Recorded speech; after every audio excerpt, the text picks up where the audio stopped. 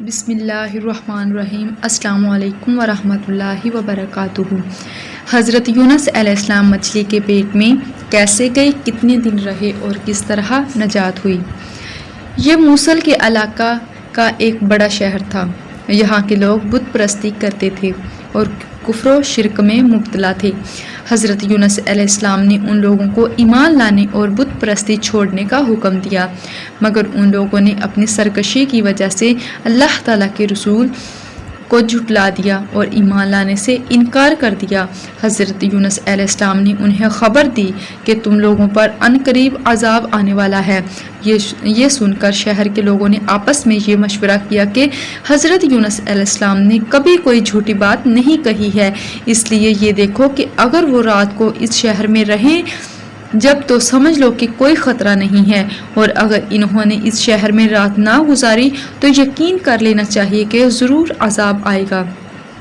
رات کو لوگوں نے یہ دیکھا کہ حضرت یونس علیہ السلام شہر سے باہر تشریف لے گئے اور واقعی صبح ہوتے ہی عذاب کے آثار نظر آنے لگے کہ چاروں طرف سے کالی بدلیاں نمودار ہوئیں اور ہر طرف سے دھواں اٹھ کر شہر پر چھا گیا۔ یہ منظر دیکھ کر شہر کے باشندوں کو یقین ہو گیا کہ عذاب آنے ہی والا ہے، تو لوگوں کو حضرت یونس علیہ السلام کی تلاش اور جستجو ہوئی، مگر وہ دور دور تک کہیں نظر نہیں آئے۔ اب شہر والوں کو اور زیادہ خطرہ اور اندیشہ ہو گیا، چنانچہ شہر کے تمام لوگ خوف خدا سے ڈر کر کانپ اٹھے اور سب کے سب عورتوں، بچوں، بلکہ اپنے مویشیوں کو ساتھ لے کر پھٹے پرانے کپڑے پہن کر روتے ہوئے جنگل میں نکل گئے اور رو رو کر صدقے دل سے حضرت یونس علیہ السلام پر ایمان لانے کا اقرار و اعلان کرنے لگے۔ شوہر بیوی سے اور مائیں بچوں سے الگ ہو کر سب کے سب استغفار میں مشغول ہو گئے اور اللہ تعالیٰ کی بارگاہ میں رو رو کر دعائیں مانگنے لگے۔ جو مظالم آپس میں ہوئے تھے ایک دوسرے سے معافی طلب کرنے لگے اور جتنی حق تلفیاں ہوئی تھیں سب کی آپس میں معافی تلافی کرنے لگے۔ غرض یہ سچی توبہ کر کے خدا تعالیٰ سے یہ عہد کر لیا کہ حضرت یونس علیہ السلام جو کچھ خدا کا پیغام لائے ہیں ہم اس پر صدق دل سے ایمان لائے۔ اللہ تعالیٰ کو شہر والوں کی بے قراری پر رحم آیا اور عذاب اٹھا لیا گیا۔ ناگہاں دھواں اور عذاب کی بدلیاں رفع ہو گئیں اور تمام لوگ پھر شہر میں آ کر امن و چین کے ساتھ رہنے لگے۔ اللہ پاک نے قرآن مجید میں اس طرح بیان فرمایا ہے، تو ہوئی ہوتی نہ کوئی بستی کے ایمان لاتی اور اس کا ایمان کام آتا، ہاں یونس کی قوم جب ایمان لائے ہم نے ان سے رسوائی کا عذاب دنیا کی زندگی میں ہٹا دیا اور ایک وقت تک انہیں برتنے دیا۔ مطلب یہ ہے کہ جب کسی قوم پر عذاب آ جاتا ہے تو عذاب آ جانے کے بعد ایمان لانا مفید نہیں ہوتا، مگر حضرت یونس علیہ السلام کی قوم پر عذاب کی بدلیاں آ جانے کے بعد بھی جب وہ لوگ ایمان لائے تو ان سے عذاب اٹھا لیا گیا۔ بہرحال عذاب ٹل جانے کے بعد حضرت یونس علیہ السلام شہر کے قریب آئے تو آپ نے شہر میں عذاب کا کوئی اثر نہیں دیکھا۔ لوگوں نے عرض کیا کہ آپ اپنی قوم میں تشریف لے جائیے، تو آپ نے فرمایا کہ کس طرح اپنی قوم میں جا سکتا ہوں، میں تو ان لوگوں کو عذاب کی خبر دے کر شہر سے نکل گیا تھا مگر عذاب نہیں آیا، تو اب وہ لوگ مجھے جھوٹا سمجھ کر قتل کر دیں گے۔ آپ یہ فرما کر اور غصے میں بھر کر شہر سے پلٹ آئے اور ایک کشتی میں سوار ہو گئے۔ یہ کشتی جب بیچ سمندر میں پہنچی تو کھڑی ہو گئی۔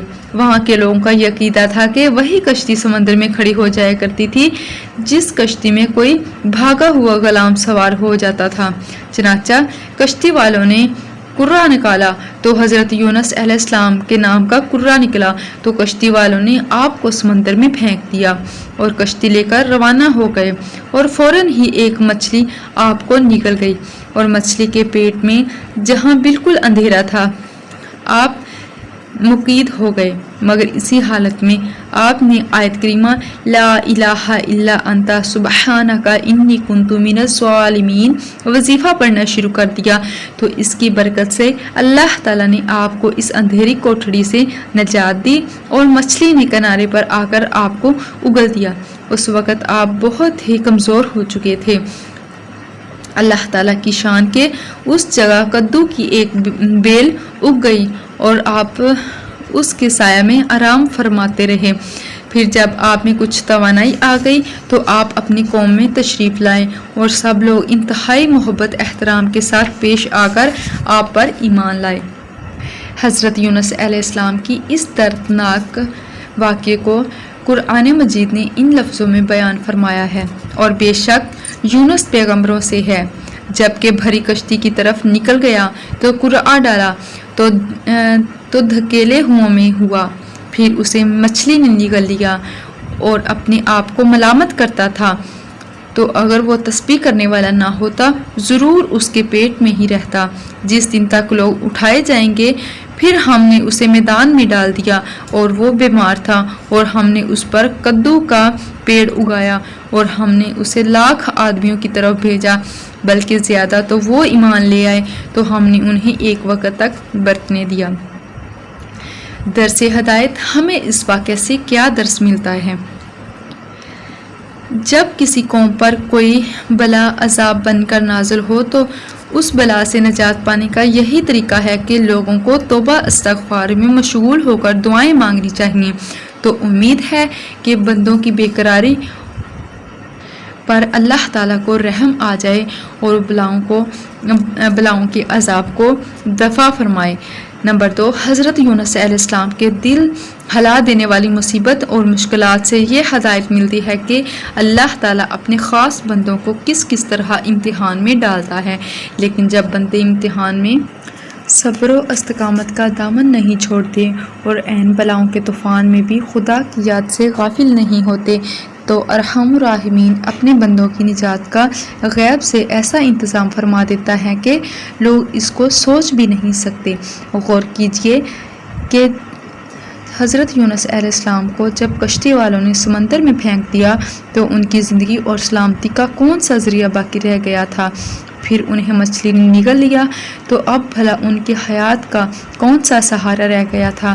مگر اسی حالت میں آپ نے جب آیت کریمہ کا وظیفہ پڑھا تو اللہ تعالیٰ نے انہیں مچھلی کے پیٹ میں بھی زندہ و سلامت رکھا اور مچھلی کے پیٹ سے انہیں ایک میدان میں پہنچا دیا، اور پھر انہیں تندرستی اور سلامتی کے ساتھ ان کی قوم میں اور وطن میں پہنچا دیا، اور ان کی تبلیغ کی بدولت 1,00,000 سے زائد آدمیوں کو ہدایت مل گئی۔ سبحان اللہ۔ اللہ پاک ہمیں بھی ہدایت کے راستے پر چلنے کی توفیق عطا فرمائے۔ آمین ثم آمین۔